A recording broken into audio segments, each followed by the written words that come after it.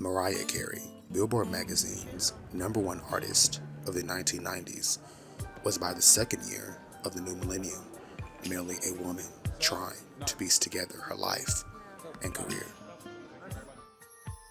In January 2002, Mariah was bought out her multi-million-dollar contract with Virgin Records. She attended the Sundance premiere of her second film, Wise Girls, and the biggest selling female recording artist in history, Mariah Carey, and sang the national anthem at Super Bowl 36 the following month. Oh, sing, can you sing by the dawn's early light?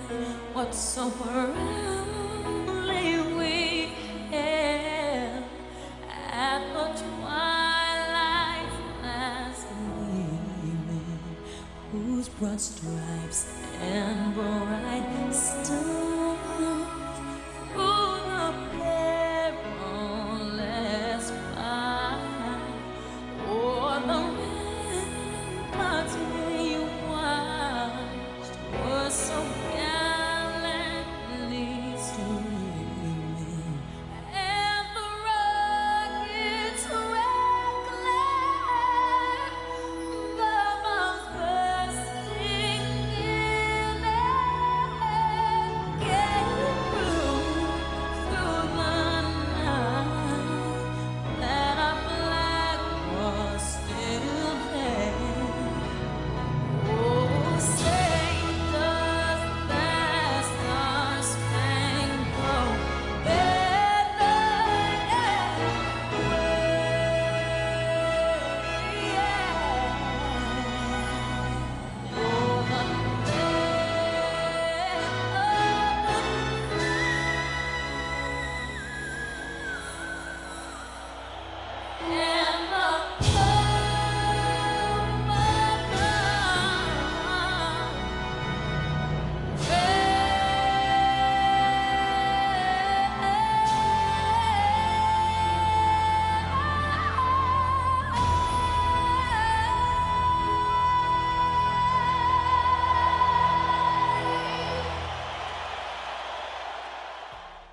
Soon after, Carey flew to Capri, Italy, and began work on her new album. By May, she'd inked a deal with Island Def as she neared completion of the project. Unfortunately, on July 4th, Alfred Carey, Mariah's father, transitioned after a battle with cancer.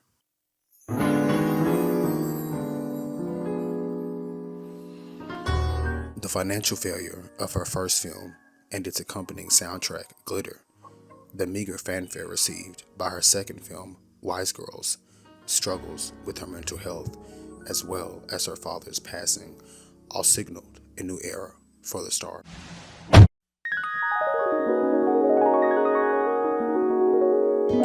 You brighten up the moon and stars at night. You keep me seeing rainbows in the sky. You bring new meaning to my life now. I believe in miracles, baby. I'm forever yours, yours. Tender love's what you're giving me, and you surpass all my fantasies. And I honestly never thought love could be real until the angels guided you to me. You brighten up the moon and stars at night. You keep me seeing rainbows in the sky. You bring new meaning to my life now. I believe in miracles, baby. I'm forever yours, yours.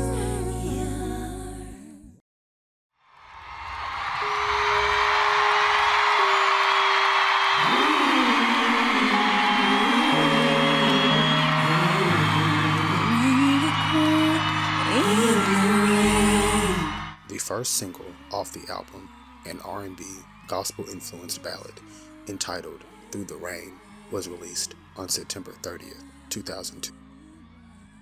Mariah's management and Island Def pulled out all the stops to promote Through the Rain, as she made several television appearances. The song was first performed in France at the NRJ Radio Awards. It's okay. What you say? I can make it through the rain. I can stand up once again on my own, and I know that I'm strong enough to live. And every time I feel afraid, I hold tight to my faith, and I live one more day, and I make it through the rain. And if it keeps falling down, don't you dare give in. You will arise safe and sound. So keep pressing on steadfastly, and you'll find what you need to prevail. What you say? I can make it through the rain. I can stand up once again on my own, and I know that I'm strong enough to. The single also had a video, which was set in the 1960s and was heavily inspired by Carey's parents' relationship. It's a sight millions of Mariah Carey fans thought they might never see again, but this is no mirage. The superstar singer-songwriter is smiling brightly these days, carefree, confident, and on the verge of a remarkable comeback. That's the way I am. I always try to take a negative and turn it into a positive. Extra caught up with the stunningly curvaceous pop queen in New York, where she's shooting a video for the first single from her upcoming album. The song, already a popular radio request, is appropriately titled Through the Rain. I can make it through the rain. I can stand up once again. I made it through the rain, and that's the concept of the song. The rain Mariah is referring to could be any of the personal problems that poured down on the songbird over the last 18 months. The seemingly endless storm sent Mariah into seclusion. Then, finding inspiration in the solitude, the song started coming. According to an October 2002 article from MTV, her album was still untitled, and Mariah, when asked about her comeback, was quoted as saying, "I've been here for years.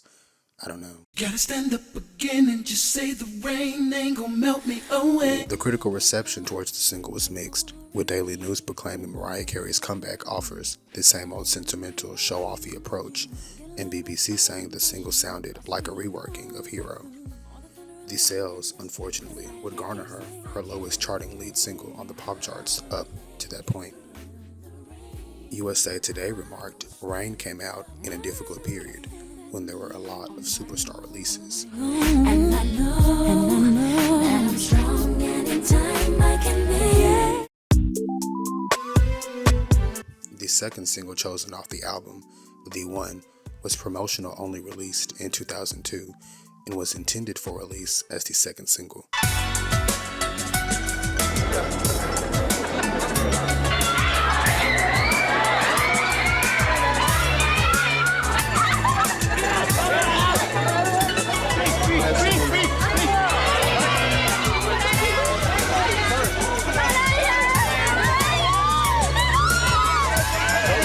Kind of welcome a superstar deserves. Welcome to Japan. Here we are. Here we are.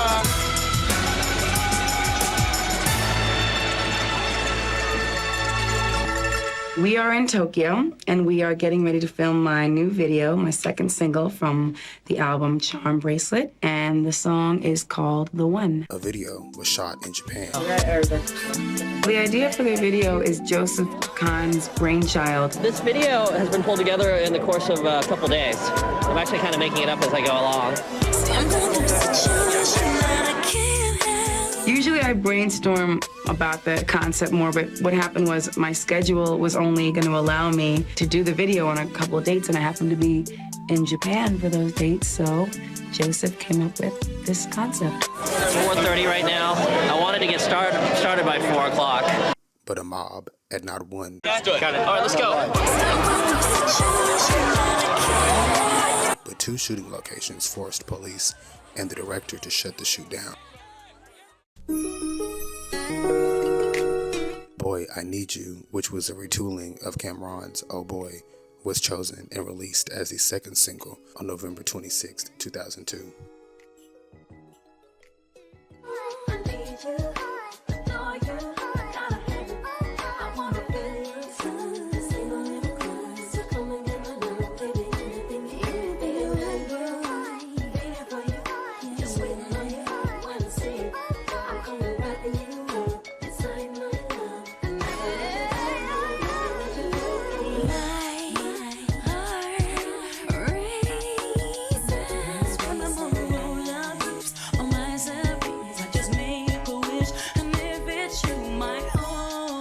The single charted in multiple countries, such as Belgium, the United Kingdom, and Portugal, among others.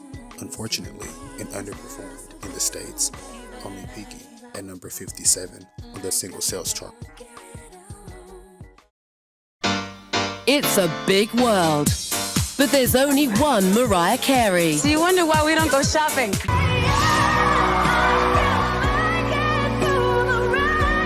The New York Daily News proclaimed, "Get ready for Mariah Vision," in a November 2002 article as she geared up for her press blitz.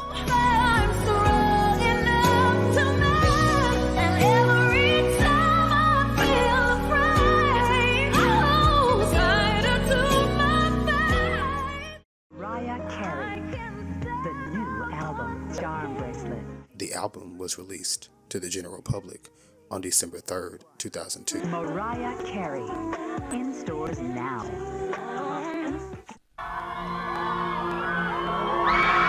There's been so much written and reported about me over the past year, and I've been pretty quiet up until now.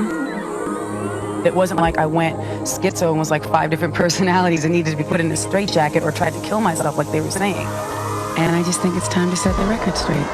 The day prior to its release, MTV aired a special entitled Mariah Shining Through the Rain.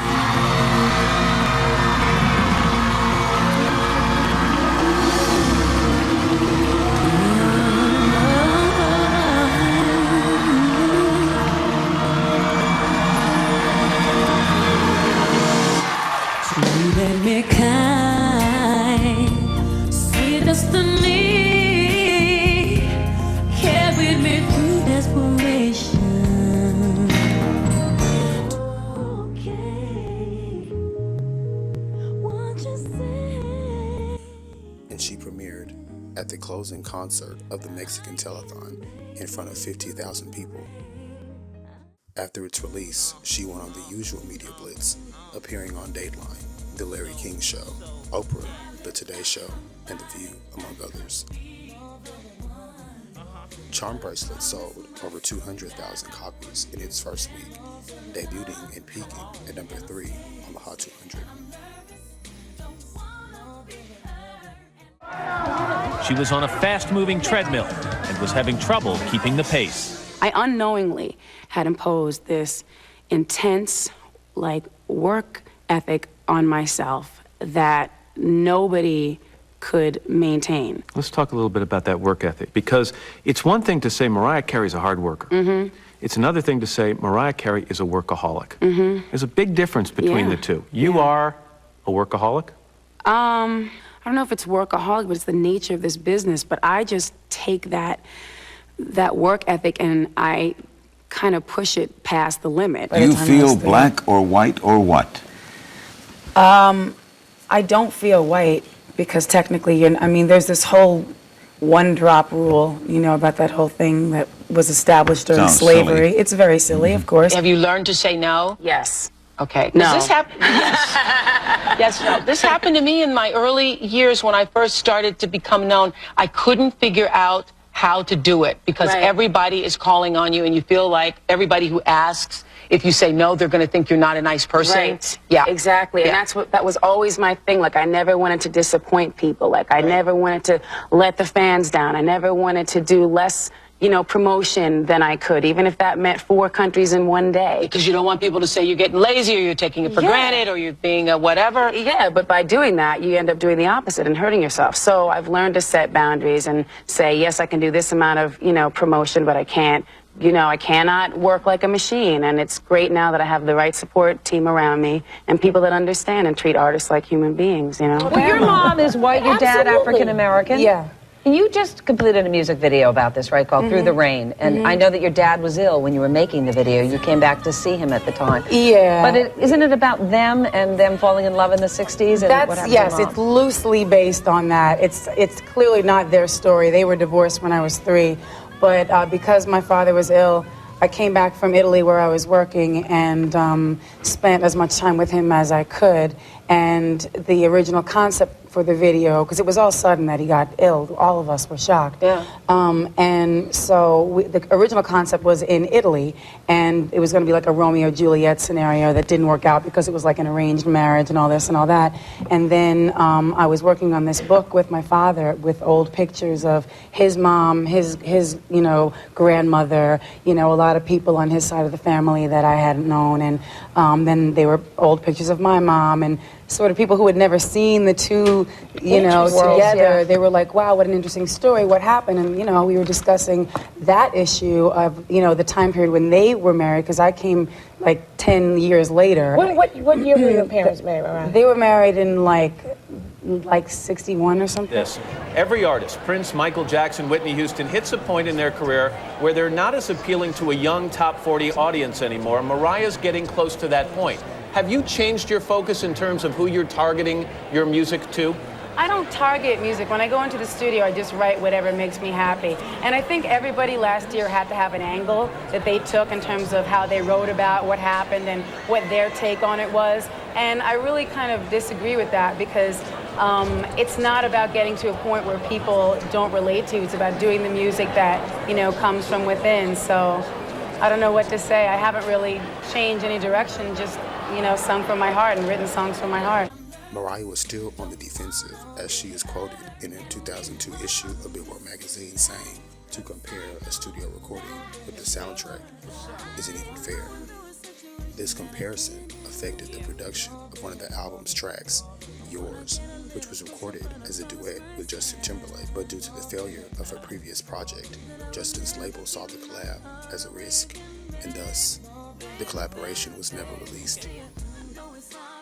Critical reception to the set was mixed.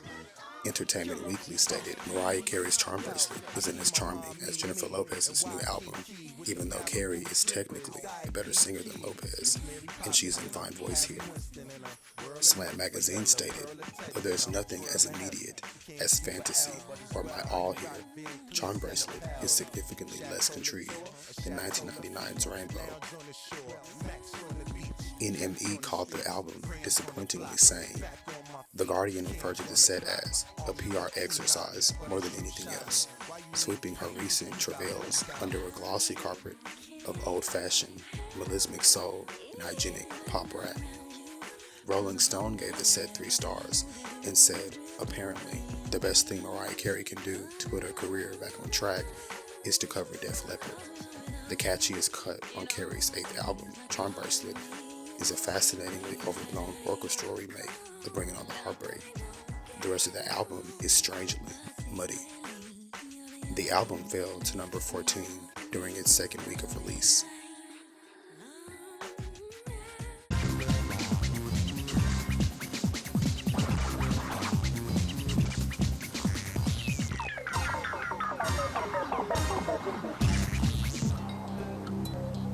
Mariah kicked off 2003 with a music video for Boy I Need You, directed by Joseph Kahn, which premiered on January 2nd on MTV's Making the Video.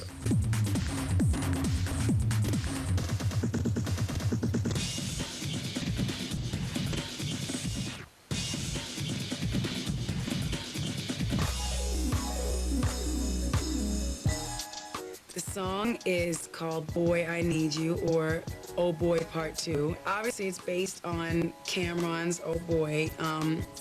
which when I heard the beat for this record, I was like, I have to work with whoever did this beat. It happened to be Just Blaze, who's one of my favorite producers, and I kept saying, I want to do something like Oh Boy, and he was like, well, we should just redo the track, because so many singers have been like wanting to loop it. I took it in a different direction lyrically, obviously, than what the original was saying, but I made it all about a girl who's like kind of got a crush on a guy. She's talking about being infatuated with a guy. It's not really that deep of a story.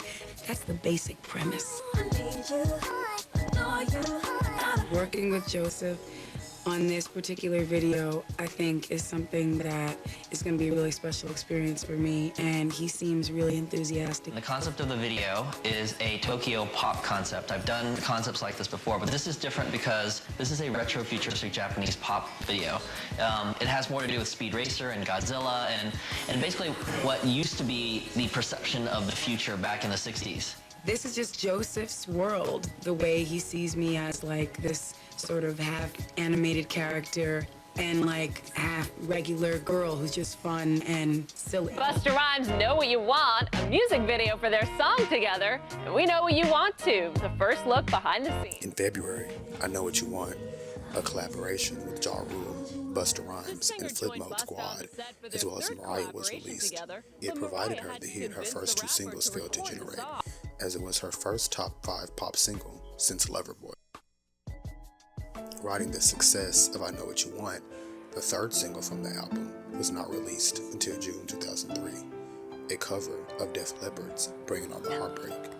The single was positively received, with some claiming it was the best track on the album, remarking at its daring nature. Mariah's energy. But this ain't no Mariah concert. It's the making of her new video, Bringing On the Heartbreak. And to keep it real, the Grammy winner packed this Los Angeles auditorium with real-life Mariah fans. I have some great fans who are amazing and who come through thick and through thin. Thousands responded to an invitation on Mariah's website to join in the 2-day shoot, but only a select few made the cut. A few hundred. The scene is a 70s-style rock concert, a restaging of a scene from Bette Midler's Oscar-nominated classic The Rose. We talked to the original divine Ms. M, who asked us to deliver a message saying, I'm so glad Mariah's back and stronger than ever. It's amazing. Oh, that's so nice of her. She is incredible. Despite the critical reception, much like the previous single, Bringing On the Heartbreak failed to chart on the pop charts. A remix managed to peak at number 5 on the US dance chart. Bringing On the Heartbreak would be the final single released from the album. As the same month of its release, Mariah announced her Charmbracelet World Tour, one which had to be extended to make up for her comeback's underperformance. Starting June 2003 in South Korea, Mariah was on the road and camera crews followed as well.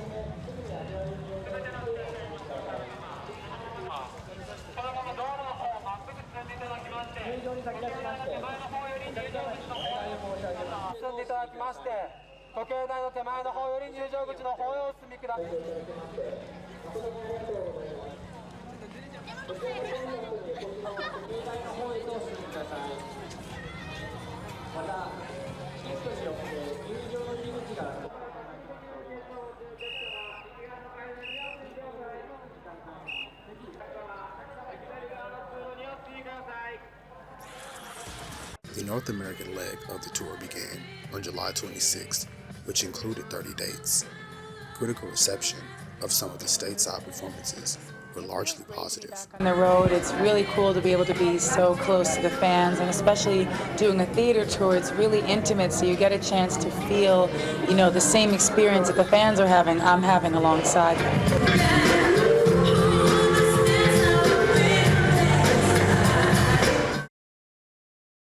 The Guardian reviewed a UK performance, saying, Mariah Carey should be sexy, and perhaps to some people she is. Tonight she sports a series of shiny dresses, walks with a dainty shuffle, flicks her hair, flutters her eyes, and perched on a piano center stage, accidentally flashes her niggles. It's all a bit embarrassing. Another UK review read, she made a grand entrance behind the 12,000 strong audience in the auditorium, passing like royalty through a gap cleared by a phalanx of security guards to either side of her. Once on the stage, she was joined by musicians, backing singers, a ragtag troupe of dancers who looked like circus entertainers, and a butler whose duties included bringing her drinks, occasionally primping her hair, and pretending to paint pictures of her while she performed. So, business as usual then for Mariah Carey, the pop diva who fell so publicly from grace in recent years, having suffered an emotional and physical breakdown virtually in front of our eyes during 2001. The woman who had sold 160 albums over the previous 10 years failed to reach the British top 50 with her most recent CD, Charmbracelet. Right, you're not pushing yourself too hard because I know you've got a pretty heavy pace these days with working and getting the tour ready and everything, right? No, I'm not pushing myself too hard. I'm having lovely nights of rest and peace and quiet. Well, we're happy to hear that, and we're excited to see the tour out on the road. Kicks off in Japan. It'll be in North America July and August. Yes. And the reissue of the album at the end of July as well. Exactly. The Charmbracelet tour was largely successful, and despite rumors she was unable to sell tickets in major U.S. cities, she performed in packed arenas and stadiums in Europe and Asia. All in all, Charmbracelet was Mariah Carey's return to form, and despite this, she was still an easy target for ridicule. Critics thought much of the album's material was too safe. Some hurled insults at her set design and outfits on tour. Despite beating out Butterfly and Daydream's first week sales, the album is largely left out of her discography discussions in lieu of her other releases. It is important to note that the original release date was December 10th, 2002, but Whitney Houston and the late Aaliyah also released albums that day. The final notable thing garnered from this era is the track Clown, which is lyrically about rapper Eminem. Listen, I gotta ask you, first of all, this, in the press lately, there's been a whole sort of like, almost new life breathed into this thing between Eminem and you, and I don't know if it doesn't show any signs of letting up. I don't know what the whole situation is. I mean, at first, I said it felt like a cat fight, but I'm not fighting, and now it feels like a drag show. Like, what are we doing? I'm just totally confused. Like, never mind. The last I heard is that he's got these phone messages saved Great, up. We all have messages, don't we? Right. We all send messages, and we all send subliminal messages. Right. So we don't want to continue the drag show, so we should end it now. At some point, you gotta kind of end You things, gotta reel right? it in, man. Like, you need Move a hobby. on. Get a hobby. Golf is great. That's good. You know, That's a good maybe one. golf or maybe knitting. Knitting. Oh, wow. Knitting could work. Okay, so what was going on between you and Eminem, if anything? Nothing. Look, I talked to him. I, have spoken to him a few times, whatever. But in terms of me having like an intimate relationship with men, I can name them all on one hand, and he ain't on the hand. Less than one hand, okay? He is not on the hand. The tabloids took pleasure in Mariah's seemingly stalled career, but nothing would make headlines like Mariah's men. The most recent rumor, a relationship with Eminem. A rumor that the controversial rapper recently confirmed on the show Access Hollywood. The Mariah thing, yeah, that's true. Those rumors are true, and I'm not going to deny them. We had somewhat of a relationship. Mariah saw it another way. Let's talk men a little bit, all right? People are very interested, obviously. Your relationships have always gotten a lot of attention. One of the recent relationships, I think, was with Eminem. Well, you'd have to define relationship. No, you have to define relationship. No, because I know what I think a relationship I is. wasn't there. No, but tell me what, in your opinion, what would... You dated Eminem? What's a date? Did we ever go anywhere on a date? No. What was your relationship with I don't even Eminem know. like? It certainly wasn't a physical one. That I'll tell you flat out. That I can name the men I've been with on less than one hand, and he's not on the hand. So what I don't was know it? what to say.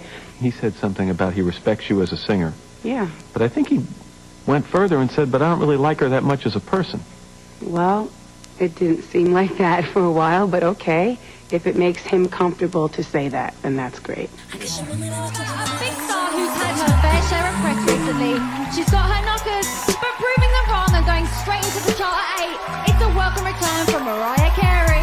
In just a few years, clown would be a good word to describe those who discounted Mariah as a fad of the 90s.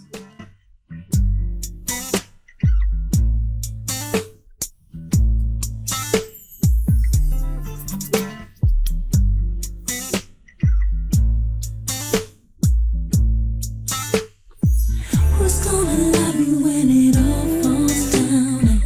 Who's gonna